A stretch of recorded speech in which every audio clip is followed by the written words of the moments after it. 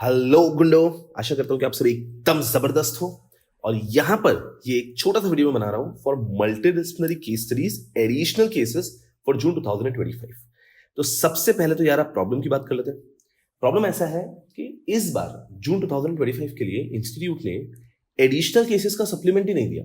Institute ने एक supplement दे दिया बहुत ही बड़ा, जिसमें पिछले 2-2.5 साल के सारे केसेस ऐड कर दिए। और उसके कारण स्टूडेंट का लाइफ कठिन हो गया, थोड़ा सा टीचर का भी लाइफ कठिन हो गया। बट हाँ, उन्होंने पूरा भरमार करके एक ही सप्लीमेंट में बहुत सारे केस लॉस दे दिए जो पहले से पड़े हुए हैं। वो भी बहुत बड़ा सा एक 2-2.5 साल के सारे सप्लीमेंट का, सारे एडिशनल केसेस का एक ही सप्लीमेंट बना दिया। तो ये एक प्रॉब्लम होगी। दूसरी प्रॉब्लम क्या हो गई, उन्होंने जो इस बार के केसेस ऐड किए उसको बहुत ही हैफिजार्ड रखा है। आप कोई से भी 1-2 केसेस को भी पढ़ोगे ना तो बहुत हैफिजार्ड, बहुत छोटे छोटे, जैसे कि अगर केस देखते हैं तो इतना सा केस खत्म, नेक्स्ट केस आ जाएगा। और मैं बता रहा हूं इंस्टीट्यूट की तरफ से सप्लीमेंट में, मेरे नोट्स में नहीं। तो उन्होंने इस बार 2 बड़े प्रॉब्लम कर दिए। एक तो बहुत ज्यादा सारे 2-2.5 साल के केसेस साथ में दे दिए, बच्चे को ये नहीं बताया कि जून 25 के लिए उसको एडिशनल केसेस क्या पढ़ने। और दूसरा जो केसेस दिए हैं वो भी बहुत अनऑर्गेनाइज हैफिजार्ड दिए हैं, प्रॉपर एक्सप्लेनेशन नहीं दिया है। इस कारण से आप देखोगे कि मेरा भी वीडियो आने में थोड़ा सा देर हुआ, पूरे भारत में इस बार कोई वीडियोज ही नहीं है एडिशनल केसेस के। तो यारा, जो भी मेरे ओल्ड सिलेबस के प्यारे प्यारे प्यारे बच्चे, इस छोटे से वीडियो के माध्यम से आई विल मेक श्योर कि आपके एडिशनल केसेस सारे कवर हो जाए। ठीक है, आई होप आप अच्छे से मेरे पहले अटेम्प्ट के लिए भी आई एडिशनल केसेस देखे हो। For example additional cases for December 24, additional cases for जून 2024, ये सब आपने देखा होगा। अभी यहां पर सिर्फ मैं आप बच्चों को पढ़ा दूंगा ताकि जिन बच्चों ने अच्छे से दिसंबर का एग्जामिनेशन दिया है वहां तक के एडिशनल केसेस पूरे पढ़े, और अब वो जून का एग्जामिनेशन देना चाहते हैं तो उनको कौन से एडिशनल केसेस पढ़ने हैं वो इस पीडीएफ में आपको मिल जाएंगे, और उसका एक क्विक एक्सप्लेनेशन भी मैं इस वीडियो के माध्यम से बता दूंगा। ठीक है, तो do not have to worry. आपने रिमेनिंग पार्ट को रीड नहीं भी किया तो भी आपको सारे केसेस का अंडरस्टैंडिंग इस वीडियो से मिल जाएगा। ठीक है यार, जो लोग मुझे देखने के लिए मिस कर रहे हो, ठीक है, आपके लिए अलग माध्यम से मैं मिलूंगा। इस वीडियो में हमारा पर्पस है कि मैं आपको बस अच्छे से पढ़ा दूं। ठीक है यार, चलो गुंडे, सबसे पहले केस की तरफ बढ़ते हैं। कॉर्पोरेट लॉ के अंदर केस लॉ नंबर 1 जो ऐड हुआ है, एकदम सिंपल सा, ये कहता है Honorable NCLT held that it is also pertinent to mention Section 231 of Companies Act 13 does not permit the tribunal to make substantial modification to a scheme which has been approved by its members. एक बार 231 section 231 के अंदर कोई भी scheme approve हो चुकी है by members, it has been approved by members, members ने 231 की स्कीम को अप्रूव कर दिया है, उसके बाद में एनसीएलटी चाहकर भी उसके अंदर सब्सटैंशियल मॉडिफिकेशन नहीं कर सकती। एनसीएलटी सब्सटैंशियल मॉडिफिकेशन नहीं कर सकती। तो एक बार सेक्शन 231 का जो स्कीम होता है, इट हैज बीन अप्रूव्ड, एक बार 231 के अंदर scheme has been approved by member, NCLT अंदर उसके अंदर सब्सटैंशियल मॉडिफिकेशन नहीं कर सकती। बोलो तारा रारा, ये है आपका फर्स्ट केस लॉ। चल, आपको समझ में आ रहा है? बस एकदम सिंपल। तो आप क्या कर सकते हो, इस पीडीएफ को ले सकते हो, इसमें जो हाईलाइटेड पार्ट है सिर्फ इसको भी आपने रीड कर लिया, done for these additional cases. बहुत ज्यादा उन्होंने, मैंने बताया ना, हैफिजार्ड रखा हुआ है। तो टू द पॉइंट आपके लिए हर एक चीज इस वीडियो के अंदर आ जाएगी। Case number 2, SBI versus India power corporation limited. इसके अंदर क्या दिया है उन्होंने, इसके अंदर छोटी सी बात है, बहुत अच्छी सी बात है, बहुत छोटी सी बात है। अ litigant who does not apply for a certified copy cannot then fall back and claim that he was awaiting the grant of a free copy to obviate the bar of limitation। मतलब समझना अच्छे से, ठीक है। एक कोई case हो गया, ठीक है, उस केस में कोर्ट ने जजमेंट भी दे दिया है, ठीक है, कोर्ट जजमेंट भी दे चुका है।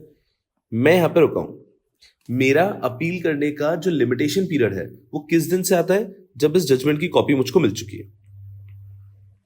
इस जजमेंट की कॉपी मुझे मिलेगी, वहां से मेरा लिमिटेशन पीरियड स्टार्ट होगा, और जो भी लिमिटेशन पीरियड है उसी के अंदर I have to file an appeal. तो अगर मुझे इसको लेके कोई भी वापस कोर्ट के अंदर एप्लीकेशन फाइल करनी है, अपील फाइल करनी है, तो जिस दिन मुझे ये कॉपी मिलेगी वहां से डेट ऑफ लिमिटेशन स्टार्ट। सही बात है। अब ये क्या कह रहे हैं, मान लीजिए मैं उन लोगों में फिट इन होता हूं that I will have to make an application to the court. मुझे कोर्ट में एप्लीकेशन देना होगा कि हे कोर्ट, मुझको इस ऑर्डर की कॉपी दो। फिर कोर्ट मुझको ऑर्डर की कॉपी देगा। तो अब एक व्यक्ति क्या कह रहा है कि वो ये एप्लीकेशन ही नहीं दे रहा है कोर्ट में, ये जो एप्लीकेशन देनी है कोर्ट में वो एप्लीकेशन दे ही नहीं रहा है, ये सोच के कि मैंने एप्लीकेशन ही नहीं दिया तो मुझको कॉपी ही नहीं मिलेगी, तो मेरा लिमिटेशन पीरियड स्टार्ट ही नहीं होगा। आपको समझ में आ रहा है? एक व्यक्ति जिसको कोर्ट को अप्लाई करना पड़ेगा to get the order of the court, वो व्यक्ति कोर्ट में अप्लाई नहीं कर रहा है, ये बोल के कि अच्छा है ना, मुझे कोर्ट की कॉपी नहीं मिलेगी तो मेरा लिमिटेशन पीरियड स्टार्ट ही नहीं होगा। तो इस जजमेंट में इस पॉइंट को केस कोर्ट ने हटा दिया। उन्होंने कह दिया है a litigant who does not apply for a certified copy, एक व्यक्ति जिसके पास राइट है पर सर्टिफाइड कॉपी के लिए अप्लाई नहीं कर रहा है, अब मान के चलो फर्क नहीं पड़ता, उसका लिमिटेशन पीरियड फिर भी स्टार्ट हो चुका है, can not then fall back and claim that he was awaiting the grant of free copy. फिर बाद में वो ये नहीं बोल सकता है और मैं तो वेट कर रहा था कि मुझे फ्री में कॉपी कब मिलेगी, वहां से मेरा लिमिटेशन पीरियड स्टार्ट होगा। It doesn't work that way. जिस दिन से आपको राइट मिल गया कि आप अप्लाई कर सकते हो कॉपी, वहीं से आपका लिमिटेशन पीरियड स्टार्ट हो जाएगा। तो एक व्यक्ति जिसने कॉपी के लिए अप्लाई नहीं किया है वो कल को ये नहीं बोल सकता कि हाय रब्बा मुझे तो कॉपी ही नहीं मिली है तो मैं अप्लाई नहीं करूंगा, मेरा लिमिटेशन पीरियड स्टार्ट नहीं होगा। लिमिटेशन पीरियड स्टार्ट हो जाएगा SBI versus India power corporation limited के अंदर ये कहा गया है कि जिस दिन आपके पास राइट आ गया है कि आप सर्टिफाइड कॉपी अप्लाई कर सकते हो, आप कोर्ट का ऑर्डर अप्लाई कर सकते हो, वहीं से लिमिटेशन पीरियड स्टार्ट हो जाएगा। आपने अप्लाई नहीं किया और इस कारण से आप लिमिटेशन पीरियड को डिले नहीं कर पाओगे। बहुत ही प्यारा सा केस है, सिर्फ ये हाईलाइटेड पार्ट पढ़ा तो भी समझ में आ जाएगा। बहुत ही सही, ठीक है। वैसे ज्यादातर केसेस फुद्दू हैं बट पढ़ने तो है ही यार, क्योंकि हमें पता है एमसीएस में रीसेंट केसेस का महत्व बहुत होता है। जो अनहाइलाइटेड पार्ट है you can completely ignore them while study, कोई प्रॉब्लम नहीं। चलो केस नंबर 3 आ जाता है। ये बहुत सिंपल सा केस है। Asset auto India private limited another versus the union of India another. क्या कहने की कोशिश कर रहे हैं ये इतनी सी बात कहने की कोशिश कर रहे हैं। ऊपर अगर बता दूं, the phrase may use in section 233(5) companies act will have to be considered as mandatory. जो फास्ट ट्रैक मर्जर के लिए 233 का प्रोविजन है, सो उसके अंदर 233 में जहां पे मे लिखा हुआ है, this may will be read as shall. खत्म। तो ये कहता है कि सेंट्रल गवर्नमेंट को, वो 233 जो भी कहता है कि सेंट्रल गवर्नमेंट को जैसी ऑब्जेक्शन सजेशन मिल जाएंगे उसके बाद में अगर वो पब्लिक इंटरेस्ट या इंटरेस्ट ऑफ क्रेडिटर में नहीं है तो उनको एक एप्लीकेशन फाइल करनी होती है 60 डेज के अंदर, और ये बोलना होता है कि इसको आप 232 के अंदर ही कवर करो। तो सेक्शन 233 अगर आपको याद आ रहा है फास्ट ट्रैक मर्जर, तो उसके अंदर सेंट्रल गवर्नमेंट को अगर लगता है कि fast track merger public interest में नहीं है तो उनको अप्लाई करना है ट्रिब्यूनल के अंदर, एप्लीकेशन फाइल करनी है कि हे ट्रिब्यूनल इसको आप 232 के हिसाब से ही चलाओ। तो यहां पर मे लिखा हुआ है कि central government may file an application, तो ऐसा नहीं है। अगर सेंट्रल गवर्नमेंट को लगता है कुछ गलत है तो central government shall file an application. एक फुद्दू सा केस है, you don't have to worry. इतनी सी बात है कि 233 subsection 5, section 233 subsection 5 of companies act में मे लिखा हुआ है, that has to be read as shall. खत्म, नॉट अ स्टार केस। फिर आता है कॉर्पोरेट लॉ का केस नंबर 4। ये बात करता है Chalasani Uday Shankar and others versus messrs Lexus technology private limited and others. ये क्या कह रहे हैं? ये भी बहुत फुद्दू सा केस है। सेक्शन 59 के अंदर कुछ वर्ड्स के मतलब की बात हो यहाँ पे। अगर मैं स्पेसिफिकली बात करूं रेक्टिफिकेशन, सेक्शन नंबर 59 सेक्शन कौन सा होता है कंपनीज एक्ट का? Rectification of register of member. Section number 59 which talks about rectification register of member, उसके अंदर रेक्टिफिकेशन वर्ड को इस केस लॉ ने एक्सप्लेन किया है। इस केस लॉ में कहा गया है कि रेक्टिफिकेशन का मतलब क्या होता है। The expression rectification, as already pointed out, connotes something that ought to have been done, but by error was not done. ऐसे पढ़ो। तो rectification of register member section 59 को कब यूज करोगे? कोई चीज जो होनी चाहिए थी पर नहीं हो पाई, और what not have been done but was done requiring correction.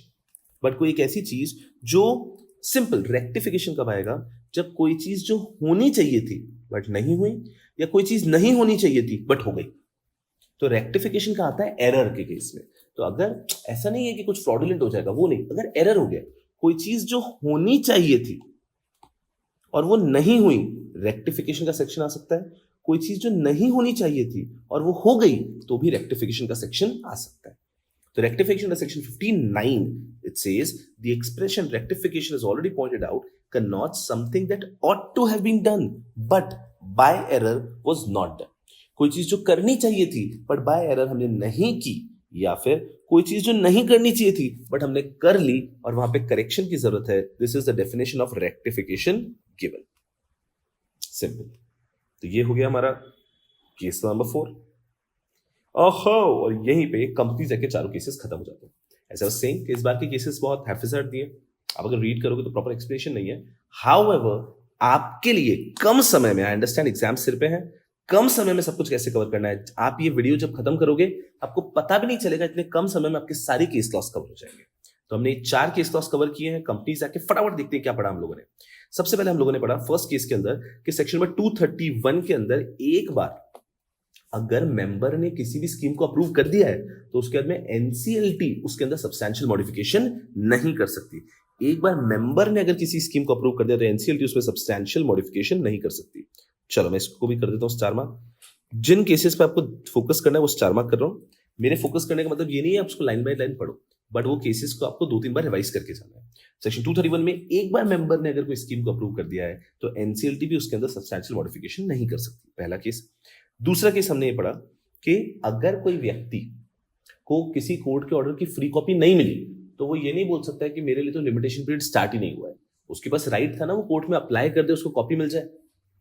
तो आपको फ्री कॉपी नहीं मिली है कोर्ट से और आप अप्लाई भी नहीं कर रहे हो कोर्ट में ये बोल सोचते हुए कि बढ़िया है ना, मुझे जब तक जजमेंट की कॉपी नहीं मिलेगी मेरा लिमिटेशन पीरियड स्टार्ट ही नहीं होगा। It doesn't work that way. ये राइट आपके पास नहीं है। आपको कोर्ट का अप्लाई करना चाहिए और कॉपी लेनी चाहिए। अगर आप अप्लाई नहीं भी कर रहे हो तो भी आपका लिमिटेशन पीरियड आपका शुरू हो जाएगा, एक्सपायर हो जाएगा। सिंपल। अच्छा केस है भी। फिर कुछ फुद्दू केसेस हैं।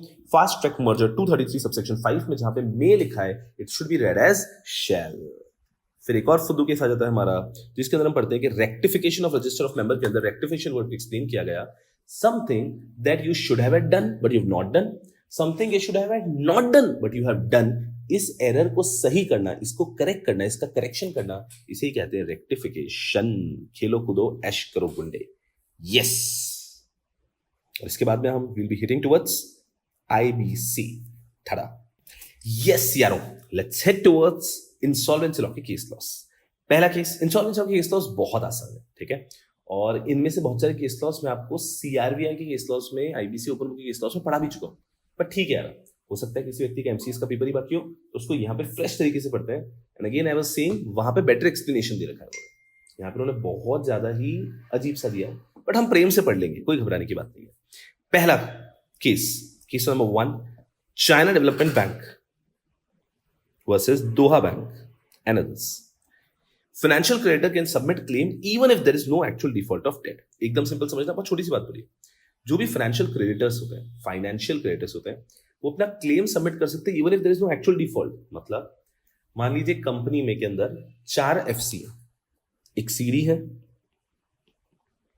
उन सीडी के मान लेते हैं 4 एफसी है, 1 2 3 and 4, FC1, FC2, FC3 and FC4, ये 4 एफसी है, ठीक है। उन्होंने अभी तक सिर्फ FC1 के अंदर डिफॉल्ट किया है, FC2 में डिफॉल्ट किया है, FC3 और FC4 में डिफॉल्ट हुआ नहीं है, उन क्रेडिटर्स का अभी तक डिफॉल्ट नहीं हुआ है। अगर सेक्शन 7 इनिशिएट करना है तो वो सिर्फ FC1 और FC2 ही कर सकते हैं।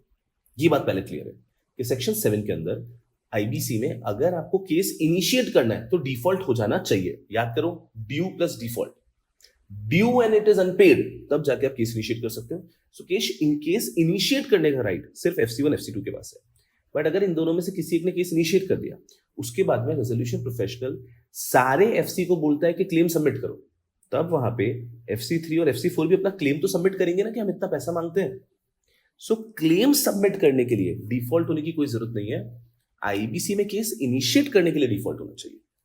क्लियर है? तो ये बस इतना सा कह रहे हैं कि financial creditor can submit claim even if there is no actual default of debt. Default नहीं हुआ है आपका, फिर भी आप क्लेम तो सबमिट कर ही सकते हो ना सीआईआरपी में। डिफॉल्ट के बिना आप क्या नहीं कर सकते, आप केस को इनिशिएट नहीं कर सकते, वो बात सही है।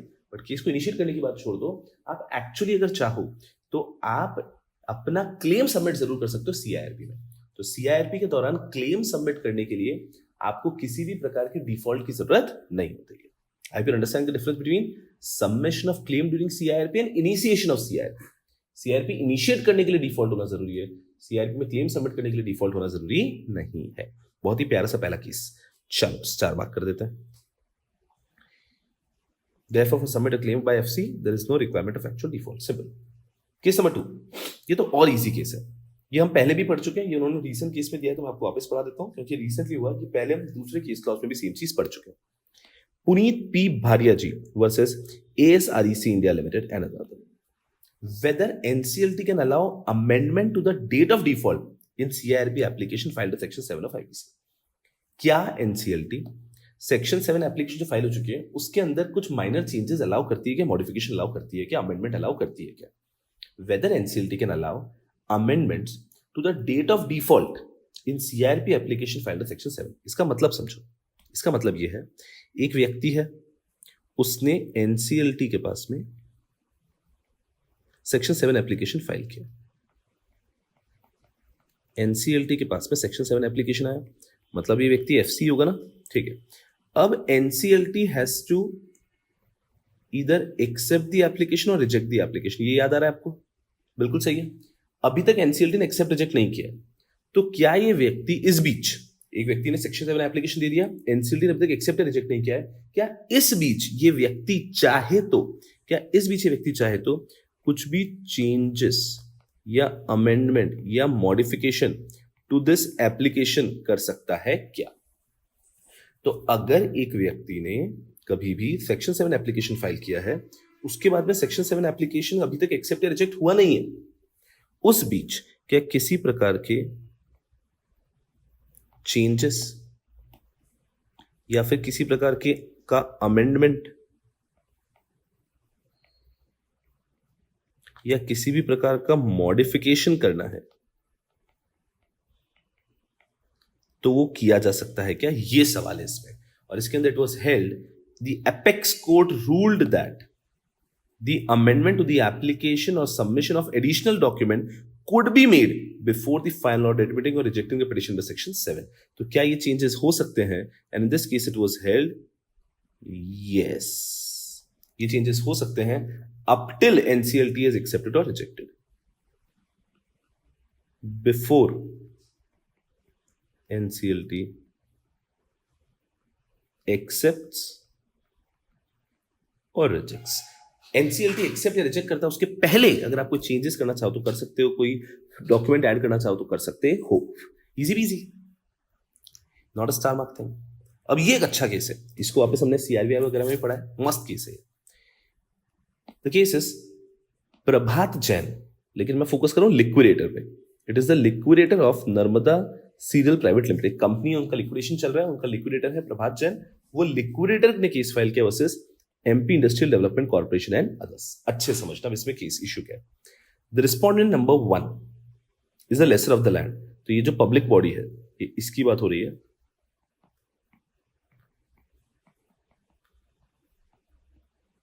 ये जो एक पब्लिक बॉडी है, ये है रिस्पोंडेंट नंबर 1, ठीक है। So this public body MP industrial development corporation is the lessor of the land, ठीक है। ये लैंड के लेसर है, ये ओनर है लैंड के, ठीक है। ऑफ द सब्जेक्ट फैक्ट्री के ऑफ सीडी ने उसको ले रखा है लीज पे। अच्छे समझो, तो ये जो हमारा MP इंडस्ट्रियल डेवलपमेंट कॉर्पोरेशन है, ये है ओनर, या इन्हीं को हम तो कह सकते हैं लेसर ऑफ लैंड, और इन्होंने ही हमारे CD को दिया है लीज पे, तो CD हो गई है लेसी, ठीक है, एकदम सिंपल। सो जो लेसर है वो है ये पब्लिक बॉडी, ये MP serial private MP industrial development corporation. उन्होंने एक फैक्ट्री है वो लीज पे दे रखी है to our lessee corporate debtor. अब क्या हुआ समझना, कॉर्पोरेट डेटर का जो लिक्विडेटर है, the appellant liquidator of CD filed an application seeking to sublease the factory to third party without the consent of respondent number 1। अब ये CD का CIRP चल रहा है, और तभी आ गया CD के अंदर हमारा लिक्विडेटर, और CIRP हो चुका है, लिक्विडेशन में आ चुके हैं, तो यहां पर आ गया लिक्विडेटर। और ये लिक्विडेटर को क्या मस्ती है, लिक्विडेटर इस फैक्ट्री को सबलीज करना चाहता है। लिक्विडेटर उस फैक्ट्री को सबलीज करना चाहता है टू अ थर्ड पार्टी, क्योंकि लिक्विडेटर नुकसान को कम करना चाह रहा है ना, तो लिक्विडेटर चाहता है कि फैक्ट्री को हम सबलीज कर दें। अब प्रॉब्लम क्या है समझना, कि जिन टर्म्स एंड कंडीशन पे ये लीज हुआ था, जिस लॉ के हिसाब से ये लीज हुआ था, उसके अंदर CD को सबलीज करने का राइट नहीं है। जिन टर्म्स एंड कंडीशन पे लीज हुआ था, जिन लॉस के अंदर ये लीज हुआ था, उसके अंदर CD को सबलीज करने का राइट नहीं है। बट लिक्विडेटर क्या यूज कर रहा है, लिक्विडेटर यूज कर रहा है 238 of companies act, 238 of IBC। Liquidator का कहना है कि IBC prevails over any other law. तो भले ही आपने जिस लॉ में लीज किया हो, जो टर्म्स एंड कंडीशन में लीज किया हो, उसमें सबलीज का राइट नहीं है, but IBC prevails over any other law, तो मैं इसे सबलीज कर सकता हूं।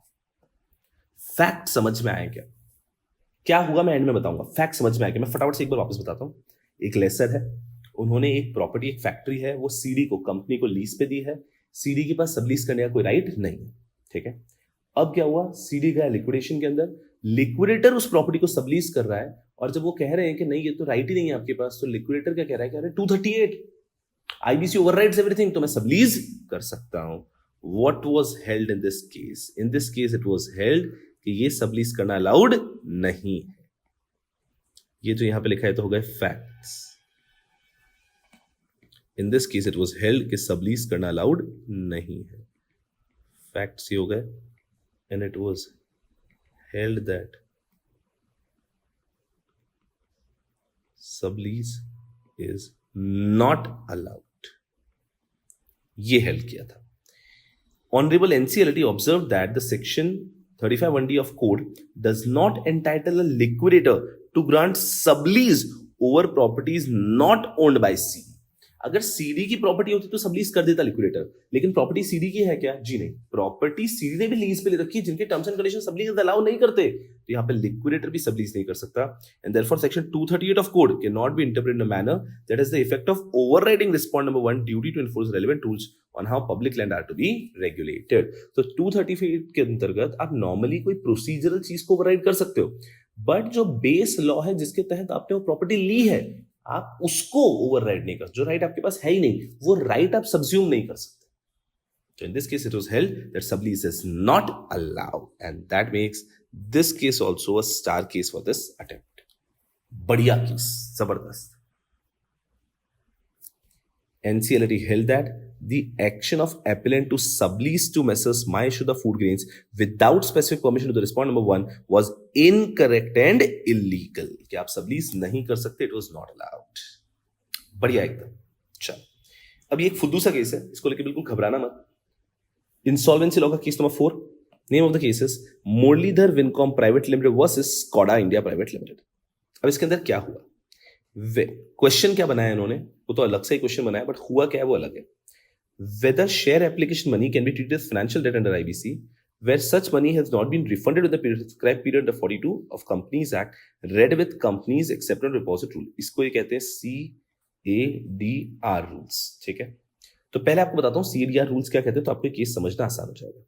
CADR rules ये कहते हैं कि अगर एक कंपनी है, उस कंपनी ने, इस केस की अगर बात करूं, किसी व्यक्ति से पैसे लिए हैं, और ये पैसे क्यों लिए थे, उसके लिए इस कंपनी ने पहले उनको इशू किया placement memorandum.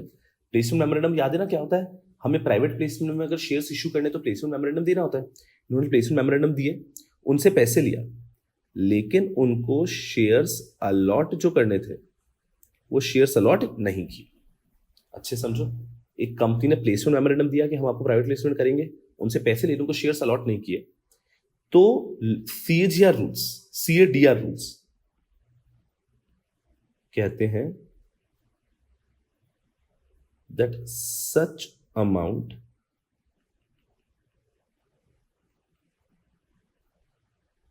will be treated as deposit। पहले ये बात समझो आराम से, क्या कह रहे हैं कि कंपनी ने किसी व्यक्ति से पैसा लिया है, उसको शेयर्स अलॉट करने वाले थे, बट शेयर्स अलॉट ही नहीं किया और टाइम पे उसको रिफंड भी नहीं कर रहे हैं, तो such amount will be treated as deposit. ये हो गया CADR रूल।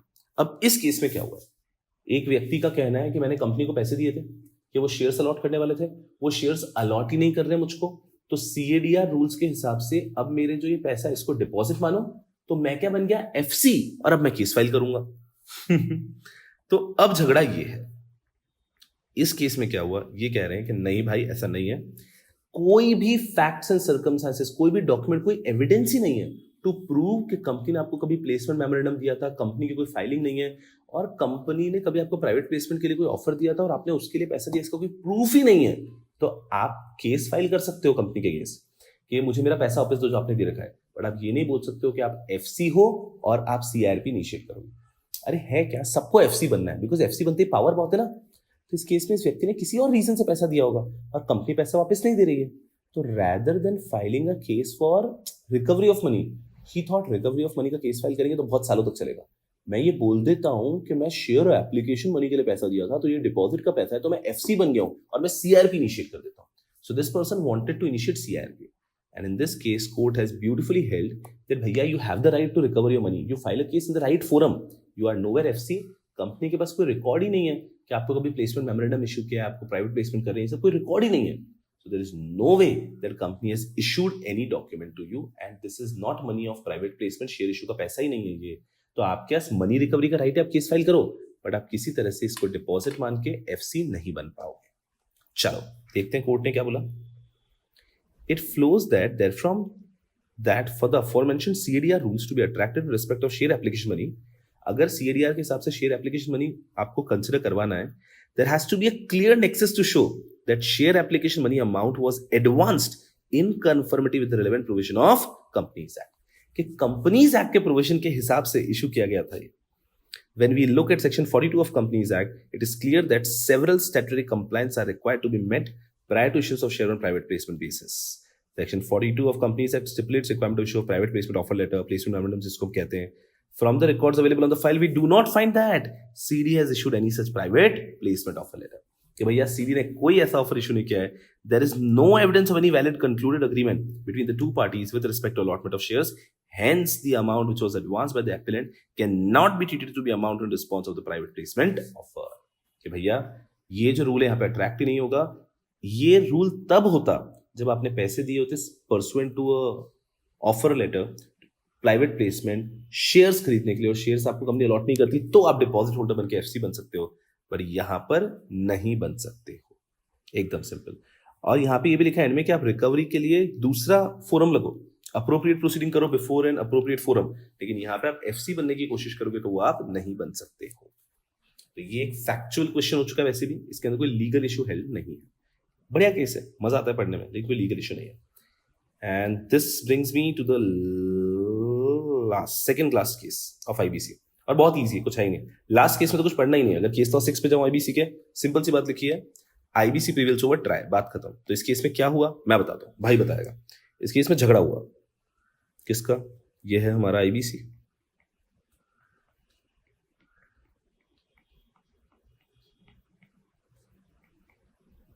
ये है हमारा आईबीसी, ये है हमारा ट्राई. ट्राई भी कम नहीं है.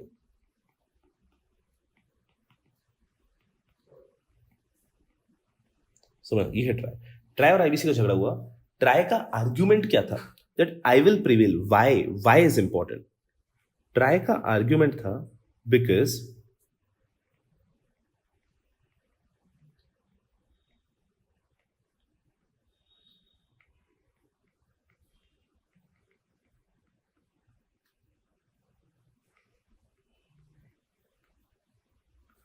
Special statute prevail over general statute. तो मैं एक स्पेशल स्टैट्यूट हूं for telecom authorities, telecom companies, तो आई विल प्रिवेल. ये ट्राई का आर्ग्यूमेंट था. पर आईबीसी आर्ग्यूमेंट देता उसके पहले आईबीसी के पास तो सुदर्शन चक्र है. आईबीसी ने क्या बोला, तुम्हारा ये आर्ग्यूमेंट है, मेरा आर्ग्यूमेंट देखो क्या है, 238 that IBC prevail over any other law, बात ही खत्म. सो ट्राई का आर्ग्यूमेंट भी अच्छा था कि special statute prevails over general statute. Telecom companies के लिए मैं स्पेशल स्टैट्यूट होता, आई will prevail over IBC. But IBC आके बोला 38 हटो साइड में. And what was held, it was held that IBC will prevail over try. Last case से कुछ है ही नहीं, आईबीसी और ट्राई में फाइट हुआ and eventually IBC prevailed over try.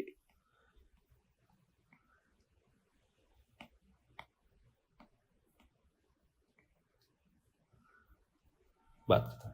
ये खुश हो दुखी. एक केस और है आईबीसी का जो पढ़ना है, बहुत सिंपल सा केस है, मुझे आपको पढ़ाने की जरूरत नहीं है. अगर मैं कुछ नहीं भी बोलूंगा तो भी आपको समझ में आ जाएगा case. State Bank of India and others versus the consortium of Mr. Murari Lal Jain and Mr. Florian Fruits CHN others. चलो and another. क्या हुआ इसके अंदर, बहुत सिंपल है, आपको पता है, टेक अवे आप खुद बता दोगे. Whether a resolution applicant is entitled to withdraw or modify its resolution plan. क्या एक resolution applicant अपने resolution plan को modify कर सकता है क्या, कब, once it has been submitted by resolution professional to NCLT and before it is approved by NCLT. क्या कह रहे हैं सुनना अच्छे से। हमारा एक बढ़िया सा रेजोल्यूशन एप्लीकेंट है, उसने बढ़िया सा रेजोल्यूशन प्लान बना के दिया है सीओसी को, सीओसी ने उसको अप्रूव कर दिया है और फिर उसको फॉरवर्ड किया जाता है किसके पास, एनसीएलटी के पास, सही है। तो रेजोल्यूशन एप्लीकेंट ने रेजोल्यूशन प्लान बना के दिया है सीओसी को, सीओसी ने अप्रूव करके एनसीएलटी के पास भेज दिया है, NCLT is yet to approve. क्या इस समय पे ये व्यक्ति चाहे तो उस प्लान को मॉडिफाई कर सकता है क्या? अगर ये व्यक्ति चाहे तो उस प्लान को मॉडिफाई कर सकता है क्या, ये सवाल है। The answer is a clear no. आप अब उस प्लान को मॉडिफाई कर ही नहीं सकते हो। अगर आपको उस प्लान को मॉडिफाई करवाना था तो आपको पहले कर सकते थे। एक बार सीओसी ने अप्रूवल दे दिया है, अब तो आपका एक बाइंडिंग कॉन्ट्रैक्ट टाइप हो चुका है, अब आप इसको चेंज नहीं कर सकते हो। एनसीएलटी का अप्रूवल बाकी, इट इज मियर फॉर्मेलिटी। ये तो अजीब है, ये पहले भी पढ़ा हुआ है। मान लो 4 प्लान आए, हमने 4 में से आपका प्लान सबसे अच्छा, बाकी तीनों को रिजेक्ट कर दिया और आपके प्लान को एक्सेप्ट कर लिया सीओसी ने। फिर सीओसी जब एनसीएलटी को दे रहा है प्लान, एनसीएलटी का अप्रूवल बाकी है, तब आप कहते हो रेजोल्यूशन एप्लीकेंट नहीं मैं तो इतना पैसा नहीं दूंगा, मैं कम दूंगा। कंपटीशन तो खत्म हो गया, बाकी प्लान्स को तो रिजेक्ट कर दिया हमने। It does not work that way. एक बार सीओसी ने आपके प्लान को अप्रूव कर दिया है, रेजोल्यूशन प्लान को, एनसीएलटी के पास गया है, अब रेजोल्यूशन एप्लीकेंट चाहे तो भी इस प्लान को विड्रॉ नहीं कर सकता, मॉडिफाई नहीं कर सकता। Very simple. Supreme Court observed that it is clear that the existing insolvency framework does not provide any scope for effecting further modification or withdrawal of the resolution plan approved by COC at the behest of successful resolution applicant once the plan has been submitted to NCLT. एक बार plan COC ने approve कर दिया है, NCLT को submit हो चुका है, उसके बाद में रेजोल्यूशन एप्लीकेंट उसमें कोई चेंजेस कर नहीं सकता। टिंग टिंग टिडिंग। और इसी के साथ हमारा इंसॉल्वेंसी लॉ के सारे केसेस भी खत्म होते हैं। अगर फटाफट से देखें कि इंसॉल्वेंसी लॉ में हमने क्या सीखा है, देखो यार, इंसॉल्वेंसी का सबसे पहला केस था, उसमें इतनी सी बात है कि एफसी जो है, फाइनेंशियल क्रेडिटर्स, वो अपना क्लेम सबमिट कर सकते हैं अगर डिफॉल्ट नहीं भी हुआ। हमने पढ़ा आप सीआरपी इनिशिएट नहीं कर सकते, सेक्शन 7 में नहीं आ सकते, बट किसी और ने इनिशिएट किया फिर क्लेम तो वो एफसी भी सबमिट कर सकते हैं जिनका कोई भी डिफॉल्ट नहीं हुआ है। बहुत ईजी। दूसरा, यार एक बार मैंने सीआरपी एप्लीकेशन फाइल कर दी सेक्शन 7 के अंदर, उसके बाद में अभी तक एनसीएलटी ने एक्सेप्ट नहीं किया, रिजेक्ट नहीं किया, एप्लीकेशन फाइल की सेक्शन 7 की और अभी तक एक्सेप्ट या रिजेक्ट नहीं हुआ है, मैं उसमें कुछ चेंजेस, अमेंडमेंट, एडिशन कर सकता हूं क्या? कर सकते हो साहब, आप कर सकते हो। फिर आता है अगला केस, बहुत भारी केस, टाइमा केस, कि लेसर है सीडी, लेसर है एक व्यक्ति, एंटिटी, उन्होंने अपनी प्रॉपर्टी लीज पे दी है सीडी को, और सीडी के पास कोई राइट नहीं है सबलीज करने का, ठीक है, लेकिन सीडी का हो रहा है सीआईआरपी और उनका लिक्विडेटर आके सबलीज करना चाहता है, तो वो सबलीज कर सकता है क्या? यहाँ पे 238 यूज कर सकते हो क्या? The answer is no. अगर सीडी के पास सबलीज करने का राइट ही नहीं है तो 238 यूज करके सबलीज नहीं कर सकते। उसके बाद हमने केस पढ़ा मुरलीधर विनकॉम प्राइवेट लिमिटेड से स्कोडा। बहुत ही सिंपल सी बात है कि अगर एक व्यक्ति ने, इन्होंने ऐसा कहा कि एक व्यक्ति, क्या होता है, एक रूल है कि मैंने शेयर एप्लीकेशन के लिए अप्लाई किया और आपने उसको टाइम पे रिफंड नहीं किया है तो वो डिपॉजिट कंसिडर किया जाता है और मैं एफसी बन जाता हूँ। यस, बट इस केस में कोर्ट ने कहा कि कोई प्रूफ ही नहीं है कि कंपनी ने आपसे जो पैसा लिया वो शेयर एप्लीकेशन के लिए लिया था, एंड हेंस आप कुछ और फोरम में जाओ, किसी और फोरम में जाके केस फाइल करो, दैट इज अलाउड, लेकिन आप एफसी नहीं बन पाओगे क्योंकि देयर इज नो प्रूफ कि आपने शेयर एप्लीकेशन के लिए पैसा दिया था। बहुत ही फैक्चुअल ओरिएंटेड केस हो गया। चलो, उसके बाद में आ गया हमारा सेकंड लास्ट केस। ये तो आप सबको पता है, एक बार रेजोल्यूशन एप्लीकेंट ने अगर प्लान सबमिट कर दिया, रेजोल्यूशन एप्लीकेंट ने प्लान सबमिट कर दिया है और सीओसी ने अप्रूव भी कर दिया, एनसीएलटी के पास भेज दिया, एनसीएलटी ने अभी तक अप्रूव नहीं किया है, क्या इस बीच रेजोल्यूशन एप्लीकेंट अपने प्लान को मॉडिफाई कर सकते हैं, चेंज कर सकते हैं, विड्रॉ कर सकते हैं क्या? The answer is a clear no. And this brings me to the last case of insolvency law. IBC और ट्राई में बहुत झगड़ा हुआ। ट्राई बोला specific law prevail over general, बोला IBC बोला भाड़ में जाओ, IBC has 238, IBC will prevail over any other law. टिंग टिंग टिंग। शर्म। अब हम खेलेंगे कंपटीशन। हेलो यारों, अब हम हिट कर रहे हैं कंपटीशन लॉ। कंपटीशन लॉ का पहला केस है, बहुत सिंपल केसेस है कंपटीशन लॉ के। तो कंपटीशन लॉ पे हम देखते हैं वैसे भी कि ये इसमें तो सिंपल फैक्चुअल चीजें होती है कि ऐसा ऐसा हुआ है, तो काफी आसान रहने वाला है। पहला है केस, इसका नाम आप सबने सुना होगा, WinZO games private limited versus Google. Google का नाम तो सबने ही सुना है, और विंजो भी आपने नाम सुना ही होगा एडवर्टीजमेंट्स वगैरह में। तो यहाँ पे विंजो का क्या कहना है, the informant has submitted that play store हमारे गूगल का जो एप्लीकेशन है जहां से आप बाकी एप्लीकेशंस डाउनलोड करते हो, play store restrict hosting of gaming application that offer real money games. Play store पे वो एप्स आप डाउनलोड नहीं कर सकते हैं जहां पे एक्चुअल पैसा कमाओगे आप, रियल मनी गेम्स, ऐसा ये कह रहे हैं। Due to Google's above mentioned unreasonable and restrictive policy, all apps offering real money game of skills are only available for download from their website। इसके कारण बहुत सारे एप्स होते हैं जो गूगल प्ले स्टोर पे लिस्ट ही नहीं हो सकते बिकॉज वो रियल मनी गेम होते हैं। अब इसमें ड्रीम 11 का क्या होता है ये सब छोड़ो, आप यहां पर आओ। विंजो जो है उसको गूगल पे लिस्टिंग अलाउ नहीं करी कि गूगल के ऐप स्टोर पे लिस्ट नहीं हो सकता है। तो विंजो को क्या करना पड़ता है, वो अपने एडवर्टीजमेंट के थ्रू लोगों को इंसाइट करता है कि आप हमारे वेबसाइट से डाउनलोड करो। हमारे वेबसाइट पे आओगे, आपको एक एपीके लिंक मिलेगा, आप उससे डाउनलोड कर लो एप्लीकेशन को और फिर आप मजे से यूज करो आपके मोबाइल में। ठीक है, सब कुछ सही है। गूगल का अपना कंसर्न है कि गूगल अलाउ नहीं कर रहा है, नहीं किया। उसके बाद में जब लिस्टिंग हो जाती है, मेन प्रॉब्लम क्या आती है, it has been submitted that, WinZO का कहना है, when user access the website for downloading the informant app on Android device, a disclaimer और वार्निंग इज डिस्प्लेड। अब क्या होता है, जब मैं उस वेबसाइट से भी ऐप को डाउनलोड कर रहा है यूजर्स, तो वहां पे एक डिस्क्लेमर, एक वार्निंग लिखी हुई आती है जो गूगल के कारण आ रही है। अब इसके कारण उन्होंने केस फाइल के अंदर CCI, the same is claim to be not only misleading which tarnishes informant's market reputation but also is an active misrepresentation resulting in the loss of business. Various other allegations also made by informant against Google.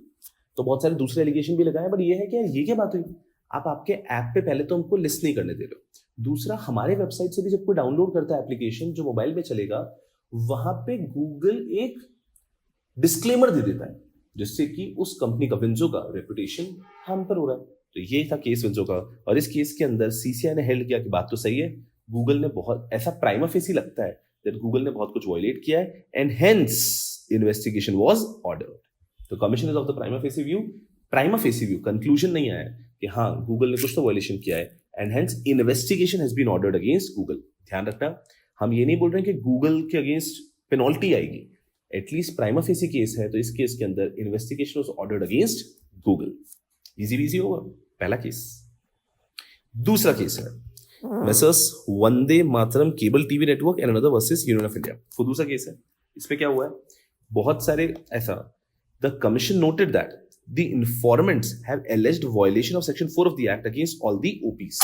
तो बहुत सारे OPs ने मिलके, I am really sorry for this bell, बहुत सारे OPs ने मिलके क्या किया है, केस फाइल किया है दैट इन्होंने, बहुत सारे OPs ने मिलकर एक इनिशिएट कर दिया कि कमीशन, बहुत सारे OPs ने मिलके एक कार्टेल टाइप फॉर्म कर लिया, डिसाइड कर लिया हम सब लोग साथ में काम करेंगे। The commission observe that it is a settled position that the provision of the act do not provide for inquiry into the cases of the documents or joint collective dominance। Simple सी बात। तो क्या हुआ है कि कुछ लोगों ने साथ में मिलकर, केबल टीवी नेटवर्क वाले, तो उन्होंने साथ में मिलकर काम करने का डिसाइड किया है, और यहां पर ऐसा एलिगेशन है कि उन्होंने सेक्शन नंबर 4 को वायलेट किया है। तो वापस रीड करते हैं हम लोग, थोड़ा सा डिस्टर्बेंस हो गया बेल के कारण। The commission notes that the informants have एलिज्ड violation of section 4 against all the OPs। The commission observed that it is settled position that the provision of the act do not provide for inquiry into the cases of joint or collective dominance। तो main क्या हुआ यहाँ पे, commission का कहना है कि हम जॉइंट या कलेक्टिव डोमिनेंस के अंदर पढ़ते नहीं है। हमारा एक एंटिटी का अगर डोमिनेंस है तो हम यहाँ पे बात करेंगे कलेक्टिव, क्योंकि ये तीनों मिलकर डोमिनेंस पोजीशन पे आ जाते हैं, ऐसे नहीं। Accordingly, no case of contravention of section 4 of the act has been established। तो इस कारण से सेक्शन 4 वायलेट नहीं हुआ है, सिंपल।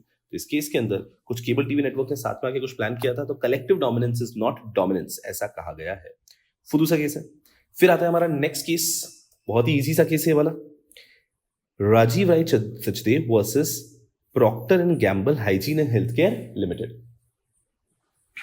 जस्ट अ सेकेंड,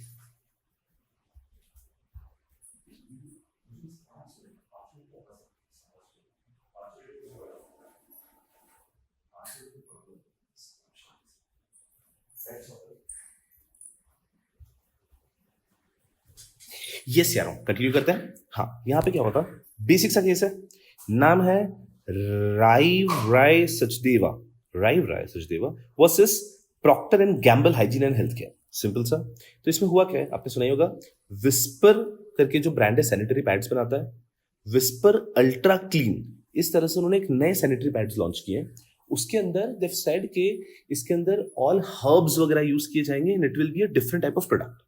ठीक है, तो विस्पर ने एक प्रोडक्ट लॉन्च किया है which is a very different type of product, जिसके अंदर वो कह रहे हैं कि ये और ज्यादा बेटर होगा हेल्थ के लिए। इसके अंदर हम हर्ब्स वगैरह यूज कर रहे हैं, एक अलग टेक्नोलॉजी से बनेगा। ठीक है, ये हो गया विस्पर का। अब जो हमारा एंटिटी है, जो हमारा केस फाइल करने वाला व्यक्ति है, उसका कहना है कि विस्पर ने क्या किया है, the primary grievance of the informant in the present matter seems to be the launch of Whisper Ultra Clean Sanitary Pads by OP in the Indian market, which product, as per the informant, has exactly the same claim, features and benefit which the informant had suggested to the OP. तो informant ने OP के साथ discussion किया था। तो आप समझ लो एक एंटिटी है, इन्होंने OP हमारा Whisper, मतलब Whisper का जो ब्रांड है मेन, वो होगा Procter and Gamble hygiene and health care limited. ये मेन ब्रांड होगा, कंपनी का नाम होगा बट ब्रांड नेम अलग होता है। तो ब्रांड नेम इज Whisper, आपको पता ही, आई थिंक बहुत सारे केसेस में होता है। डोमिनोज एक ब्रांड नेम है लेकिन उनका जो कंपनी का लिस्टिंग नाम अलग है। डीमार्ट एक ब्रांड नेम है लेकिन उनका कंपनी का लिस्टेड नाम अलग है। गूगल एक ब्रांड नेम है लेकिन उसका अल्फाबेट नाम अलग। तो ऐसे बहुत सारे रहते हैं। ठीक है, नहीं गूगल तो खैर एक एंटिटी भी है, बट डीमार्ट एक बेस्ट एग्जाम्पल है। डीमार्ट एक ब्रांड नेम है लेकिन कंपनी का नाम एवेन्यू सुपरमार्ट आता है, सिंपल। तो वैसे ही विस्पर तो एक ब्रांड नेम है। सो इन्होंने क्या किया है, इन्होंने जो विस्पर ब्रांड है, विस्पर ब्रांड को बहुत सारी इंफॉर्मेशन शेयर की, और जो इंफॉर्मेशन शेयर की विस्पर ब्रांड को, उसके बेस पे विस्पर ने एक पूरा प्रोडक्ट बना दिया। और उस प्रोडक्ट के अंदर सैनिटरी पैड्स है जो कि उनकी ही टेक्नोलॉजी, उनकी सजेस्टेड टेक्नोलॉजी बेस पे प्रोडक्ट बना दिया है। ये एलिगेशन है। एंड अब इसके अंदर सीसीआई को इन्वेस्टिगेशन में पता चला the informant had not provided any evidence, कि इन्फॉर्मेंट बस ये कह रहा है कि इन्होंने मेरे इन्फॉर्मेशन के बेस पर प्रोडक्ट लॉन्च कर दिया है, बट वो किसी भी प्रकार का एविडेंस नहीं दिया। So the informant has not provided any evidence indicating that ओपीज use the informant information to develop and launch their product. Additionally, there is no evidence suggesting that OPs prevented the informant from introducing a similar product into the market. कि हम ना तो उनको कोई product launch करने से रोक रहे हैं और ना ही कोई प्रूफ है कि उनकी इन्फॉर्मेशन की बेस पर हमने प्रोडक्ट लॉन्च किया। ये सब ध्यान में रखते हुए सीसीआई ने कह दिया कि यहाँ पे कोई प्राइमा फेसी केस नहीं है और कोई भी इन्वेस्टिगेशन ऑर्डर नहीं की गई है।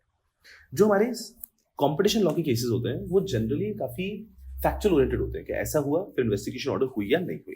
जैसे कि हमने सबसे पहला केस देखा तो उसमें विंजो जो गेमिंग कंपनी है, उन्होंने कहा कि गूगल जो है, गूगल वॉयलेट कर रहा है कंपटीशन एक्ट, तो वहां पे इन्वेस्टिगेशन ऑर्डर कर दी गई। लेकिन अभी जब हमने कहा, इनका कहना है कि विस्पर ने कंपटीशन एक्ट को वॉयलेट किया है, तो वहां पर ऑर्डर इन्वेस्टिगेशन नहीं की गई। तो यहाँ पे बहुत फैक्चुअल ओरिएंटेड होता है। अगर सीसीआई को लगता है कि प्राइमा फेसी केस भी है तो वो इन्वेस्टिगेशन ऑर्डर कर देते हैं, as simple as that. And this brings me to the last case. Last case क्या है, Cox and Kings versus SAP India. क्या हुआ था यहाँ पे, the jurisdiction of the court under section 11(6) of the Arbitration and Conciliation Act is limited to examining whether an arbitration agreement exists or not. तो जब बात कर रहे हैं 11 subsection 6 की, वो इतना सा चेक करता है कि arbitration agreement exist करता है या नहीं। Section 16 empowers the tribunal to rule on its own jurisdiction, including any ruling on any objection with respect to the existence or validity of arbitration agreement. और Section 16 ये कहता है कि आप अपने खुद के ऑर्डर पे आप उसमें ऑब्जेक्शंस वगैरह ले सकते हो। So it simply says the arbitral tribunal can rule on its own jurisdiction including any ruling on any objections with respect to existence और validity of arbitration agreement. Simple. तो यहाँ पे क्या बात कर रहे हैं, पोस्ट खत्म, कोई लोड ही नहीं है, इतना सा बात है। पोस्ट 2015 का अमेंडमेंट, इस चीज पे ध्यान दो। The jurisdiction of court under section 11(6) of 1996 Act is limited. पहले प्रोविजन अलग था, लेकिन 2015 के अमेंडमेंट के बाद में पोजीशन ये आ चुका है कि कोर्ट के पास एक लिमिटेड जुरिसडिक्शन होता है, क्या करने का, टू एग्जामिन के आर्बिट्रेशन एग्रीमेंट है या नहीं है, nothing more and nothing less. बात खत्म, ये इतनी सी बात है। दिस इज मोर कंफ्यूजिंग, ये ज्यादा सिंपल सी बात है कि 2015 के अमेंडमेंट के बाद में 11(6) में इतना सा पावर है ट्रिब्यूनल के पास में कि वो ये चेक कर पाए कि भैया आर्बिट्रेशन एग्रीमेंट है या नहीं है, बाकी कोई इन्वेस्टिगेशन कुछ भी नहीं, अंडर 11 सबसेक्शन 6।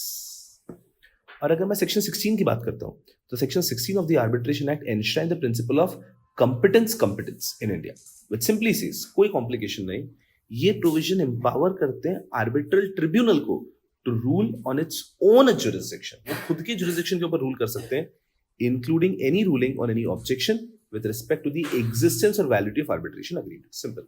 तो ये खुद के jurisdiction के ऊपर रूल कर सकते हैं ये चेक करने के लिए कि आर्बिट्रेशन है या नहीं है. बात खत्म, कुछ भी नहीं. अब अगर हम बात करते हैं कॉम्पिटिशन एक्ट की तो कुछ 5 केसेस पढ़े. जरूरत ज्यादा इजी 5 केसेस है. सबसे पहला केस है वो हमें इतना सा बताता है कि विंजो और गूगल का केस हुआ था जहां पे विंजो के केस में प्राइमा फेसी केस लगा तो उन्होंने इन्वेस्टिगेशन ऑर्डर कर दिया अगेंस्ट गूगल. दूसरे केस में हमने देखा एकदम सिंपल सा कि यहां पर उनको लगा जो कुछ केबल टीवी नेटवर्क वालों ने साथ में आके कुछ काम किया था लेकिन यहां पर सीसीआई को नहीं लगा कि कोई भी प्राइमा फेसी केस है एंड हेंस उन्होंने इन्वेस्टिगेशन ऑर्डर नहीं किया. थर्ड केस जो था हमारा जहां पे विस्पर अल्ट्रा पीएनजी उनका जो केस बना था वहां पे भी लगा कि कोई प्राइमा फेसी केस नहीं है तो इन्वेस्टिगेशन ऑर्डर नहीं हुई.